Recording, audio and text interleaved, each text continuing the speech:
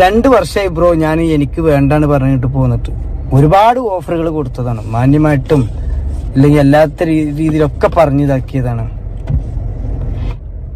എൻ്റെ മക്കളെ ഭാവിയൊക്കെ ഓൾറെഡി ഇവരെ ഉമ്മ ഇല്ലാണ്ടാക്കി കളഞ്ഞു. പക്ഷേ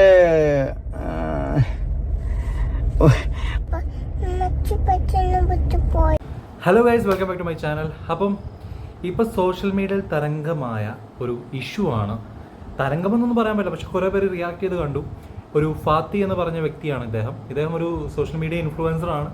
ടിക്ടോക്ക് കാലത്താണ് ഏറ്റവും കൂടുതൽ ഇദ്ദേഹം തിളങ്ങിയിരുന്നത്. ടിക്ടോക്ക് നിർത്തിയ സമയത്ത് ഇദ്ദേഹം അത്യാവശ്യം യൂട്യൂബും ഇൻസ്റ്റാഗ്രാമൊക്കെ ആയിട്ട് മറ്റൊരു വശം തിരഞ്ഞെടുത്തു, അല്ലെങ്കിൽ മറ്റൊരു പ്ലാറ്റ്ഫോം തിരഞ്ഞെടുത്ത പോലെ തന്നെ അദ്ദേഹം ടിക്ടോക്ക് വിട്ട് നേരെ ഇതിലേക്ക് വന്നു.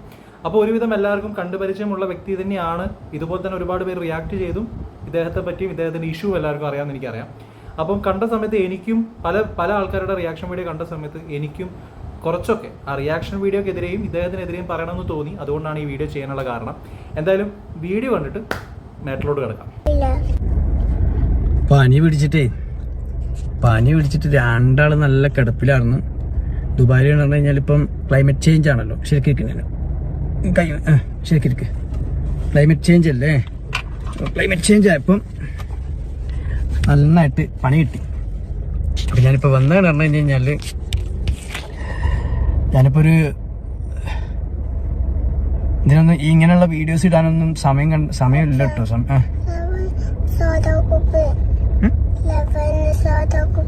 ലെമൺ സോഡ കുപ്പിയോ? നാൾ മേടിച്ചതോ? ഇപ്പൊ ഞാൻ ഓർഡർ ചെയ്തിട്ടില്ല. ഇപ്പൊ നമുക്ക് ഈ ക്ഷീണമൊക്കെ മാറാൻ നല്ല ജ്യൂസ് കുടിക്കാം. അതിനല്ല ഇപ്പൊ നമ്മൾ റൂമിൽ നിന്നിട്ട് പോകുന്നത്, ജ്യൂസ് കുടിക്കാം. എനിക്കിതിനൊന്നും സമയം കണ്ടെത്താനില്ല. അതായത് യൂട്യൂബിലൊക്കെ കൊണ്ടുപോയി വീഡിയോ ഇട്ടുണ്ട് സമയം കളയാനൊന്നും ഇല്ല. ആക്ച്വലി യാഥാർത്ഥത്തിൽ അതാണ് സംഭവം. കാരണം നോക്കിയിട്ട് തീരാത്ത കുറേ പണികൾ. ഇപ്പോഴാണ് അടുക്കളയിലൊക്കെ എത്രത്തോളം പണികളുണ്ട് എന്നുള്ളത് മനസ്സിലാവുന്നത് കേട്ടോ. അങ്ങനെയല്ല, നമ്മൾ ജോലിയും നോക്കണം, പിന്നെ വീടും നോക്കണം, പണിക്കും പോകണം, കിടന്നുറങ്ങണം, ഇങ്ങനെയൊക്കെയുള്ള കുറേ കാര്യങ്ങൾ. അപ്പം ഇനി ഇങ്ങനെ പെണ്ണുങ്ങൾ വന്നിട്ട് പറയാൻ നിൽക്കണ്ട, ഇതന്നെയല്ലേ ഞങ്ങളെ അവസ്ഥ എന്ന് പറയാൻ നിൽക്കണ്ട. എനിക്ക് കുഴപ്പമൊന്നുമില്ല, ഞാൻ ഓക്കെയാണ്, ഞാൻ സാറ്റിസ്ഫൈഡ് ആണ്, ഞാൻ ഭയങ്കര ഹെൽത്തിയാണ്, അൽഹംദുലില്ലാ, റാഹത്താണ്. വിവരക്കേട് ചില ആളുകളൊക്കെ വന്ന് കമന്റ് ഇടുന്ന വിവരക്കേടൊക്കെ കേട്ടുകഴിഞ്ഞാണ്ടല്ലോ, അൺസഹിക്കബിൾ. ഇപ്പൊ തന്നെ ഞാൻ ഇപ്പൊ വേണമെങ്കിൽ കാണിച്ചത് ഈ കമന്റ് ഇട്ടത് സഹില കണ്ണൂർ. അത് ഒരു സഹലിയല്ല, ഒരു കണ്ണൂർക്കാരത്തിയല്ല, അത് എൻ്റെ എക്സ് വൈഫാണ് സംഭവം. കുറെ നമ്മള് വിവരം ഉണ്ടായിട്ട് കാര്യമില്ല, വിവേക ബുദ്ധി എന്ന് പറഞ്ഞ സാധനം വേണ്ടേ. ഞാൻ പലപ്പോഴായിട്ട് പറഞ്ഞിട്ടുണ്ട്, ഞാൻ എന്നെ ഒഴിവാക്കി കളിക്കും നിങ്ങൾ ഈ ആവശ്യമില്ലാത്തത്. പിന്നെ നിരന്തരം വന്ന് ഇപ്പൊ ചില ആളുകൾ വന്നിട്ട് പറയുന്നുണ്ട് മാന്യമായിട്ട് ഡിവോഴ്സ് ആക്കി ഒഴിവാക്കി കൂടിയാണ്. അങ്ങനെ പറഞ്ഞിട്ടുള്ളൊരു കമന്റാണിത്. 2 വർഷമായി ബ്രോ ഞാൻ എനിക്ക് വേണ്ടാന്ന് പറഞ്ഞിട്ട് പോന്നിട്ട് ഒരുപാട് ഓഫറുകൾ കൊടുത്തതാണ്, മാന്യമായിട്ടും അല്ലെങ്കിൽ അല്ലാത്ത രീതിയിലൊക്കെ പറഞ്ഞിതാക്കിയതാണ്.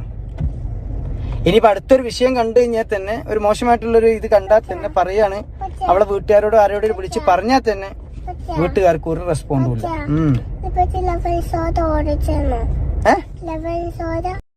അപ്പം അദ്ദേഹം അധികം സോഷ്യൽ മീഡിയസിൽ വീഡിയോകൾ ചെയ്യാറില്ല, സമയം കിട്ടാറില്ല എന്നാണ് പറയുന്നത്. അടുക്കള കാര്യങ്ങളും ജോലിയും അതിൻ്റെ തിരക്കും ശരിയാണ്. നമ്മളെ ഒരു പാർട്ട്ണറുള്ള സമയത്ത് ഈക്വലി സപ്പോർട്ടബിളായി നിൽക്കുന്ന സമയത്ത് നമ്മൾ ചിലപ്പോൾ പല കാര്യങ്ങളും അറിയാതെ പോവാം, ഒക്കെ ശരിയാണ്. പക്ഷേ ഇപ്പം ഇദ്ദേഹം പറഞ്ഞു വരുന്ന പല കാര്യങ്ങളും, ഇദ്ദേഹത്തിൻ്റെ പല വീഡിയോകൾ എടുത്തു നോക്കിയാലും ഇദ്ദേഹത്തിൻ്റെ ഭാര്യനെ പറ്റി, അതായത് എക്സ് വൈഫിനെ കുറിച്ച് പല കുറ്റങ്ങളും പറഞ്ഞ് ഇദ്ദേഹം വീഡിയോ ചെയ്യാറുണ്ട്. പക്ഷേ ഇതുവരെ എക്സ് വൈഫ് എന്ന് പറഞ്ഞ വ്യക്തി ഇതുവരെ രംഗത്തേക്ക് വന്നിട്ടോ അല്ലെങ്കിൽ അതുപോലൊരു വീഡിയോ ചെയ്തിട്ട് അദ്ദേഹത്തിന് ആരും നമ്മൾ കണ്ടിട്ടില്ല. ഇദ്ദേഹം പറയുന്ന ഒരു വാക്ക് മാത്രമാണ് നമ്മൾ കേട്ടുകൊണ്ടിരിക്കുന്നത്, അല്ലേ? എപ്പോഴും ദാമ്പത്യ ജീവിതത്തിൽ നിങ്ങൾക്ക് തന്നെ അറിയാം, ഒരിക്കലും ഒരു വൺ സൈഡ് ഇഷ്യൂ എന്ന് പറയുന്നത് റെയറാണ്. എപ്പോഴും കലഹം രണ്ടുപേര് തമ്മിലാണ്, അല്ലേ? ഒരിക്കലും നമ്മൾ പറയില്ല ഒരു കൈ കൊണ്ട് അടിച്ചു കഴിഞ്ഞാൽ സൗണ്ട് എന്തായാലും ഉണ്ടാവില്ല, 2 കൈ കൂട്ടിമുട്ടിയാലേ സൗണ്ട് ഉണ്ടാവുള്ളൂ എന്ന് പറയുന്നത്. അത് ദാമ്പത്യ ജീവിതം എല്ലാ സൈഡിൽ നിന്ന് നോക്കുന്ന സമയത്തും 2 സൈഡിലും മിസ്റ്റേക്കുകൾ ഉണ്ടാവാം, പറയാൻ പറ്റില്ല. കാരണം നമ്മൾ ഒരാളുടെ, പ്രത്യേകിച്ച് ദാമ്പത്യ ലൈഫിൽ ഒരിക്കലും ഒരാളുടെ സൈഡ് മാത്രം കേട്ടിട്ട് നമ്മൾ ഒരാളെ വിലയിരുത്തരുത് എന്നുള്ളതാണ്.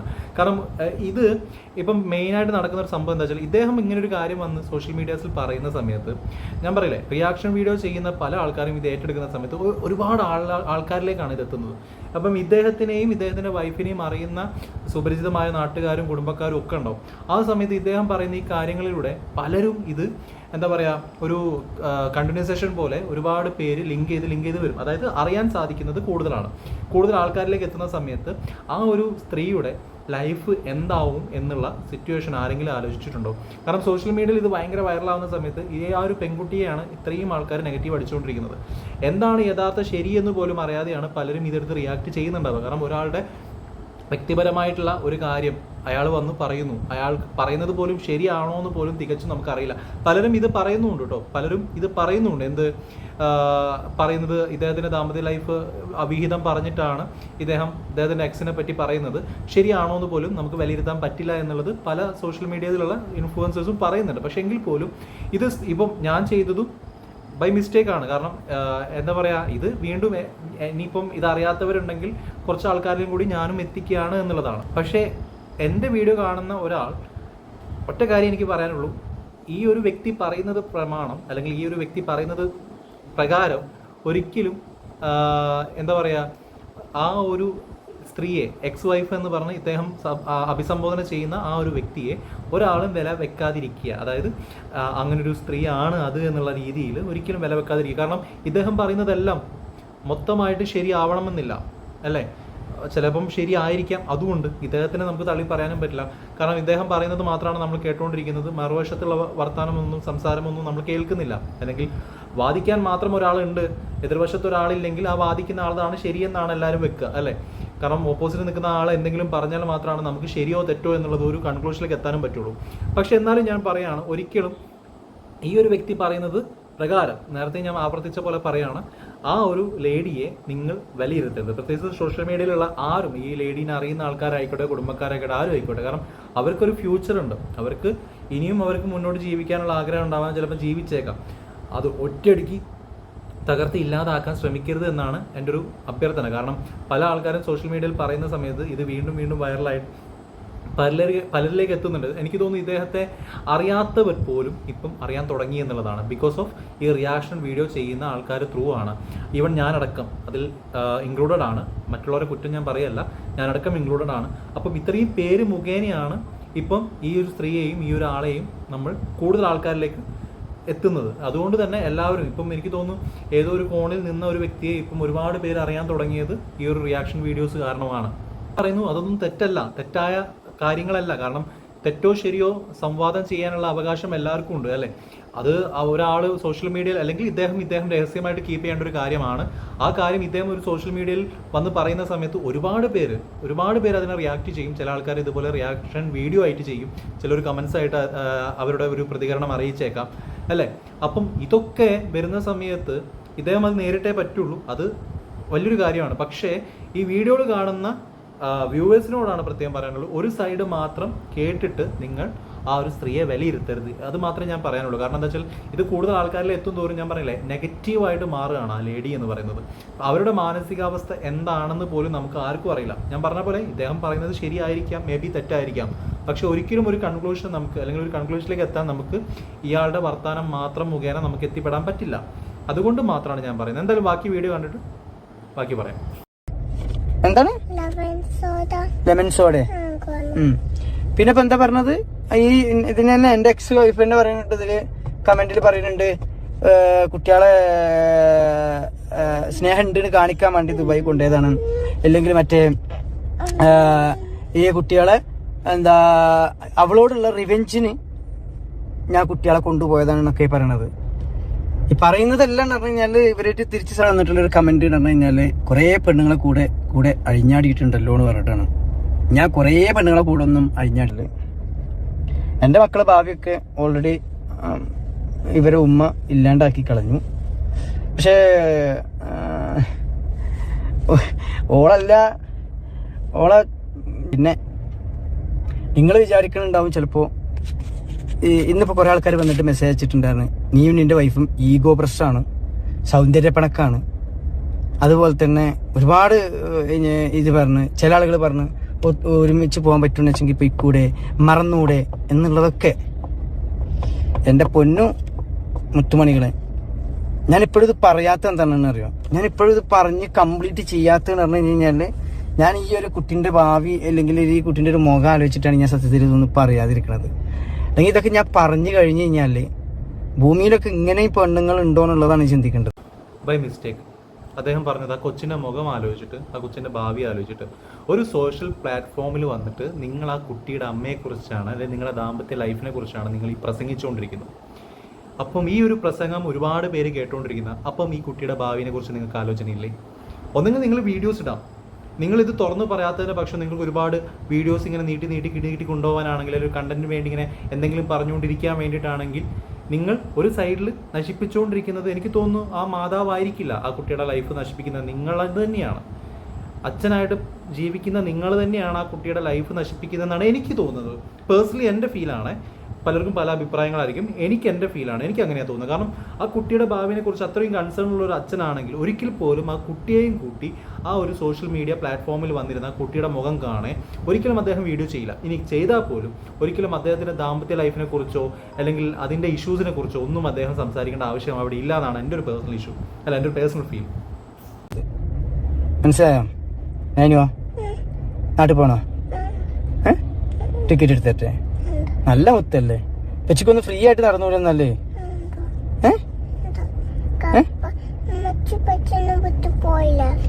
ഉമ്മച്ചി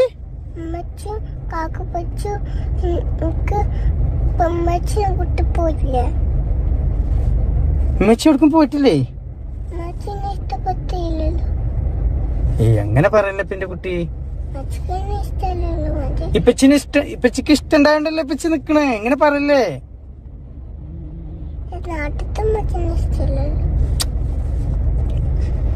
പിന്നെ എന്റെ മക്കള് മമ്മൂട്ടിന്റെയും മോഹൻലാലിന്റെയും മക്കളല്ല കേട്ടോ, അഭിനയിച്ചാണ്ട് പഠിപ്പിച്ചാണ്ട് പറയാന് ഉള്ളിന്ന് വരുന്ന സംഭവങ്ങളാണ്. ഞാൻ പഠിപ്പിച്ചെടുക്കേണ്ട കാര്യമൊന്നുമില്ല. ഞാനിപ്പോ ഈ അളിയൻ പറയണ ഇപ്പൊ എന്താ, ഞാൻ ഈ കുട്ടികളോട് കൊടുക്കണം. ഇതിൽ എനിക്കൊരു കാര്യം തോന്നി, എന്താ പറയുക, കുട്ടി പറയുന്നുണ്ട് നാട്ടിലെ ഉമ്മച്ചീന് ഇഷ്ടമല്ലല്ലോ എന്നുള്ളതാണ്. അപ്പം ഇദ്ദേഹത്തിന് ഗൾഫിൽ ദുബായിൽ ഇനി വൈഫ് വേറെ ഉണ്ടോ എനിക്ക് അറിഞ്ഞുകൂടാ. ഇദ്ദേഹം പറഞ്ഞ പോലെ മമ്മൂട്ടീൻ്റെയും മോഹൻലാലിൻ്റെയും ഒന്നും മക്കളല്ലല്ലോ, ഉള്ളിലുള്ളതല്ലേ പുറത്ത് വരുള്ളൂ. ആ കുട്ടി പറഞ്ഞ ആ ഒരു പോയിന്റ് ഞാൻ ശ്രദ്ധിക്കുന്നുണ്ട്. കാരണം എനിക്ക് അതുകൊണ്ട് തോന്നിയതാണ്. ഇനി എൻ്റെ മിസ്റ്റേക്ക് ആണോ എന്നറിയില്ല, കേട്ടത് അങ്ങനെ എനിക്ക് ഫീൽ ചെയ്തത്. നാട്ടിലെ ഉമ്മച്ചീനെ ബാപ്പച്ചിക്ക് ഇഷ്ടമല്ലല്ലോ, ബാപ്പച്ചിക്ക് ഉമ്മച്ചീനെ ഇഷ്ടമല്ലല്ലോ. അതുപോലെ തന്നെ കമൻസിൽ ഇദ്ദേഹത്തിനെ പറ്റി എതിരായിട്ട് ഒരുപാട് അഭിപ്രായങ്ങൾ വരുന്നുണ്ട്. ഞാൻ പറയില്ലേ, ഇപ്പം എന്നെ പറ്റി ഒരു നെഗറ്റീവ് വരുന്ന സമയത്ത് ഒരുപാട് പേര് നെഗറ്റീവ് അടിച്ചേക്കാം. ചിലപ്പോൾ എൻ്റെ ഭാഗത്ത് തെറ്റുണ്ടായേക്കാം. ആ തെറ്റ് മറയ്ക്കാൻ വേണ്ടി വീണ്ടും ഞാൻ ഒരുപാട് ആൾക്കാരുടെ മുന്നിൽ ചിലപ്പം വന്ന് മെഴുകാം. ചില ആൾക്കാർ ചിലപ്പോൾ ഓപ്പണായിട്ട് പറഞ്ഞേക്കാം എൻ്റെ ഭാഗത്ത് എനിക്ക് മിസ്റ്റേക്ക് ഉണ്ട് എന്നുള്ളത്. മേ ബി 2 വിധം ആൾക്കാരുണ്ട്. അപ്പം ഇതിൽ 2 വിധം ആൾക്കാരിലും ഏതാണ് ശരി എന്ന് നമുക്ക് പറയാൻ പറ്റില്ല. ചിലപ്പം ഞാനൊന്നും ചെയ്തിട്ടില്ല എന്ന് പറയുന്നത് ശരിയായിരിക്കാം, ചിലപ്പം ഇദ്ദേഹത്തിനെ പറ്റി പറയുന്ന നെഗറ്റീവ്സ് ചിലപ്പോൾ ശരിയായിരിക്കാം. എല്ലാം നമുക്കറിയാത്ത പക്ഷം എല്ലാം 2 സൈഡ് ഉണ്ട് എന്നുള്ളതാണ്.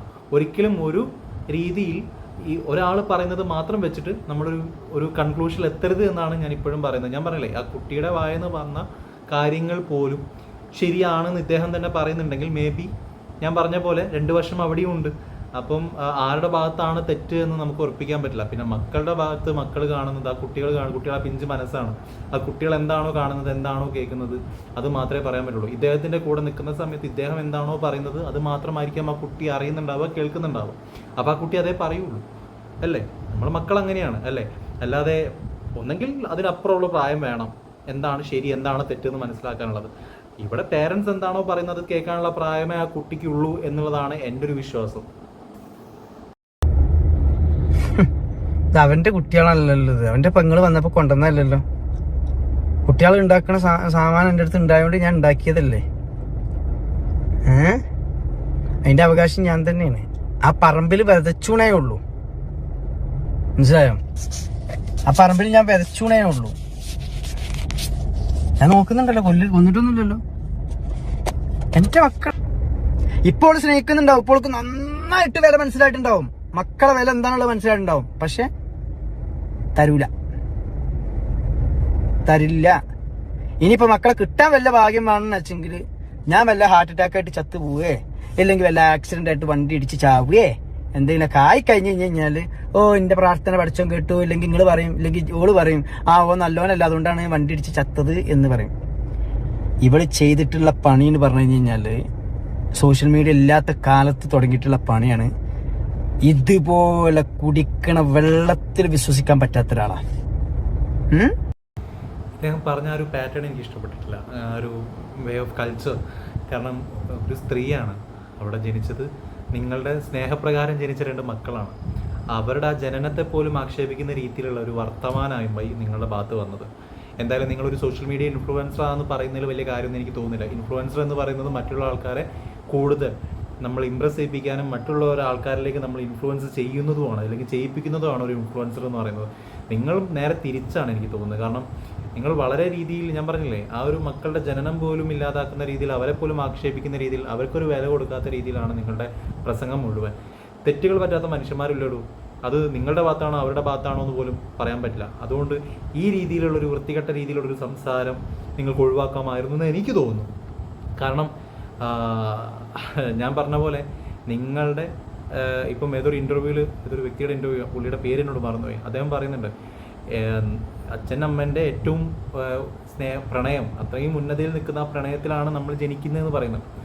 അതിനത്രയും വർണ്ണനയിൽ പറയുന്ന ഒരു കാര്യമാണ് അല്ലേ, അത്രയും നമുക്കറിയാവുന്ന ഒരു കാര്യമാണ്, അതൊരു അത്ഭുതകരമായിട്ടുള്ളൊരു കാര്യമാണ്. അതിനെ വല്ലാത്ത രീതിയിൽ നിങ്ങൾ ആക്ഷേപിക്കുന്നു. അത് നിങ്ങൾക്ക് നിങ്ങളുടെ പെരുമാറ്റത്തിൽ എനിക്ക് ഫീൽ ചെയ്യുന്നത് റിവഞ്ചാണ്. റിവഞ്ചിനേക്കാളും ഉപരി നിങ്ങൾ വേറെ എന്തൊക്കെയോ ആൾക്കാരെ മുന്നിൽ കൺവിൻസ് ചെയ്യാനോ അല്ലെങ്കിൽ ആൾക്കാരെ കൺവിൻസ് ചെയ്യാനോ നിങ്ങൾ തെറ്റുകാരനല്ല എന്നുള്ള രീതിയിൽ മറ്റുള്ളവരെ തെറ്റുകാരായിട്ട് ചിത്രീകരിക്കാൻ വേണ്ടിയിട്ടോ ശ്രമിക്കുന്ന പോലെയാണ്. എന്തായാലും എനിവേ കൂടുതൽ പറഞ്ഞ് ലേഖാഴിപ്പിക്കുന്നില്ല. ഞാനിപ്പോഴും പറയുന്നു, ഒരു സൈഡ് മാത്രം കേട്ടിട്ട് ആരെയും വില വെക്കാതിരിക്കുക, ആരെയും എഴുതി തള്ളാതിരിക്കുക. അവരാ രീതിയിലാണ് അല്ലെങ്കിൽ അവരാ ടൈപ്പാണെന്നുള്ള രീതിയിൽ നമ്മൾ വിലയിരുത്താതിരിക്കുക എന്നുള്ളതാണ്. പിന്നെ ഓരോരുത്തരുടെ ചിന്താഗതിയാണ്. നിങ്ങൾക്ക് വിശ്വസിക്കേണ്ട അത്രേ ഉള്ളൂ. പക്ഷേ എനിക്ക്, ഞാൻ പറഞ്ഞ പോലെ 2 സൈഡിലും മേ ബി ഇയാൾക്ക് പ്രശ്നം ഉണ്ടാവാം, ചിലപ്പോൾ പുള്ളിക്കാരിക്ക് പ്രശ്നം ഉണ്ടാവാം, രണ്ടും സംഭവിക്കാം. ഇദ്ദേഹം പറയുന്നത് ശരിയായിരിക്കാം, ചിലപ്പോൾ ശരിയല്ലാതിരിക്കാം. പക്ഷേ ഇദ്ദേഹം പറയുന്ന പല പാറ്റേണും ആ കുട്ടി പറഞ്ഞതൊക്കെ വെച്ചിട്ട് എനിക്കൊരു കൺക്ലൂഷനിൽ എത്താൻ പറ്റുന്നത് മേ ബി ഇദ്ദേഹമായിരിക്കാം തെറ്റുകാരൻ എന്നുള്ളതാണ്. ഇദ്ദേഹത്തിന് വേറെ കണക്ഷൻ ഉണ്ടോ, ഇദ്ദേഹം വേറെ ജീവിക്കുന്നുണ്ടോ എന്നുള്ളതൊന്നും നമുക്കറിയില്ല. പ്രത്യേകിച്ച് ആ പുള്ളിക്കാരി വന്ന് രംഗത്ത് വന്ന് പറഞ്ഞിട്ടില്ല. ഇദ്ദേഹം പറയുന്നത് മാത്രമാണ് നമ്മളൊരു സൈഡിലൂടെ കേട്ടുകൊണ്ടിരിക്കുന്നത്. എന്തായാലും ബ്ലാ ബ്ലാ ബ്ലീ ബ്ലീ ഈ ഒരു രീതിയിലുള്ള സംസാരങ്ങൾ ഒഴിവാക്കിയിട്ട് കുറച്ചും കൂടി സംസ്കാരപ്രദമായിട്ടുള്ള, നിങ്ങൾ ആ കുട്ടിയുടെ ഭാവി ആലോചിക്കുന്നുണ്ടെങ്കിൽ, കുട്ടികളുടെ ഭാവി ആലോചിക്കുന്നുണ്ടെങ്കിൽ കുറച്ചും കൂടി സംസ്കാരപ്രദമായിട്ട് സംസാരിക്കാൻ ശ്രമിക്കുക. ഇതുപോലൊരു അച്ഛൻ്റെയും അമ്മൻ്റെയും കുട്ടിയായിട്ട് ജനിച്ചു പോയതിൽ ആ കുട്ടി നാളെ ഖേദിക്കാനുള്ളൊരു ഇട വരുത്താതിരിക്കുക. കാരണം ഇന്ന് നിൽക്കുന്ന സിറ്റുവേഷനിലെല്ലാം നാളെ കുട്ടികളുണ്ടാവുക, വളരും, അവർ വലുതാവും, അവർക്ക് ബുദ്ധി വരും, വിവേകം വരും, തിരിച്ചറിവ് വരും. ആ സമയത്ത് നിങ്ങളുടെ ഈ പെരുമാറ്റ ശൈലി അന്നായിരിക്കും ആ കുട്ടികൾക്ക് ബാധിക്കുക. അതുകൊണ്ട് കുറച്ചും കൂടി നല്ല രീതിയിൽ സംസാരിക്കാനും കുറച്ചും കൂടി ലളിതമായിട്ട് കാര്യങ്ങൾ എടുക്കാനും ശ്രമിക്കുക. പിന്നെ നിങ്ങൾ അനുഭവിച്ചു വെച്ചിട്ട് നിങ്ങൾ ഏത് രീതിയിലാണ് പ്രതികരിക്കുക, നിങ്ങൾക്ക് ഏത് രീതിയിലുള്ള ഒരു ഫ്രസ്ട്രേഷൻ ഉണ്ടാവും, അത് ഏത് രീതിയിലാണ് നിങ്ങൾ അവതരിപ്പിക്കുക എന്നുള്ളതൊന്നും അത് എൻ്റെ കയ്യിലല്ല, ഞാൻ പറയുന്ന പോലെയല്ല, നിങ്ങളുടെ മൈൻഡാണ്. അതൊക്കെ ഓക്കെ. പക്ഷേ നമ്മൾ ഇത്രയും ഒരു പ്ലാറ്റ്ഫോമിൽ നിൽക്കുന്ന സമയത്ത് അഭിപ്രായ സ്വാതന്ത്ര്യം എല്ലാവർക്കും ഉള്ളതുപോലെയാണ് ഞാനും പറഞ്ഞത്. എന്തായാലും ഇത് കണ്ട് മാത്രം നിങ്ങൾ ആരെയും വില വെക്കാതിരിക്കുക. ഇദ്ദേഹം പറഞ്ഞ ആ ഒരു വേ ഓഫ് ടോക്കിംഗ്, പല രീതിയിലുള്ള സ്റ്റൈൽ, ആ കുട്ടി പറഞ്ഞതൊക്കെ വെച്ചിട്ട് ഞാൻ പറഞ്ഞ പോലെ മേ ബി ആരെടുത്തും തെറ്റാവാം. അപ്പം ഇതാണ് സോഷ്യൽ മീഡിയ എന്ന് പറയുന്നത്. എപ്പോഴും സോഷ്യൽ മീഡിയയിലുള്ള മുഴുവൻ കാര്യങ്ങളും വിശ്വസിക്കാതിരിക്കുക. ഇവിടെ കാണുന്നതല്ല, അല്ലെങ്കിൽ സോഷ്യൽ മീഡിയയിൽ കാണുന്നതല്ല സത്യം. ഇതിന് പുറകിൽ പലതുണ്ട്. പല ആൾക്കാരുടെയും അഭിപ്രായങ്ങളും അതുപോലെ തന്നെയാണ്. സ്വന്തം നേട്ടത്തിന് വേണ്ടി മാത്രം പറയുന്ന പല അഭിപ്രായങ്ങളും, സ്വന്തം നേട്ടത്തിന് വേണ്ടി മാത്രം ഒരാളെ അധിക്ഷേപിക്കാനും ഒരാളെ ഇല്ലാതാക്കാനും ശ്രമിക്കുന്ന പലരും ഉണ്ട്. അപ്പം ഇവർക്കൊക്കെ ഇന്നല്ലെങ്കിൽ നാളെ ദൈവം എന്ന് പറഞ്ഞൊരാളുണ്ടെങ്കിൽ പണി കിട്ടും. അപ്പം അവരുടെ ഒരു പ്രത്യേക ശ്രദ്ധയ്ക്കാണ് ഞാൻ വീണ്ടും എടുത്ത് പറയുന്നത്. ആരാണെന്നും ഞാൻ പറയുന്നില്ല. എനിവേ പോയിക്കൊണ്ടിരിക്കട്ടെ. ആരായാലും ഏറ്റുപിടിക്കാതെയും ഒക്കെ പോട്ടെ. ആരും വിശ്വസിക്കാതിരിക്കുക. വിശ്വസിക്കേണ്ടവർക്ക് വിശ്വസിക്കാം. അല്ലാത്ത പക്ഷം 2 സൈഡ് ചിന്തിച്ച് മാത്രം ഒരാൾ പറയുന്നത് ഏറ്റെടുക്കുക. അപ്പം അടുത്ത വീഡിയോ കാണുന്നവരെ ബൈ.